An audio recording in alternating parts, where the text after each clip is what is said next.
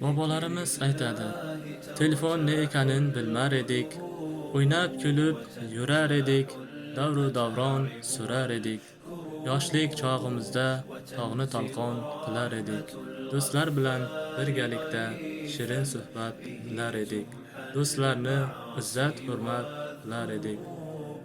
Bilmadim hozirgi yoshlarga ne bo'ldi?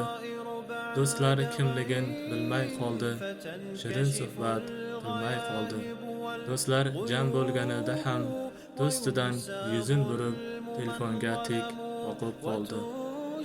Bilmadim hozirgi yoshlarga ne bo'ldi? Izzat, hurmat qilmay qo'ydi. Yonidan o'tsang ham salom bermay telefonni titkilab qoldi. Kitob sizdan yiroq bo'ldi, telefon sizga tuzoq bo'ldi.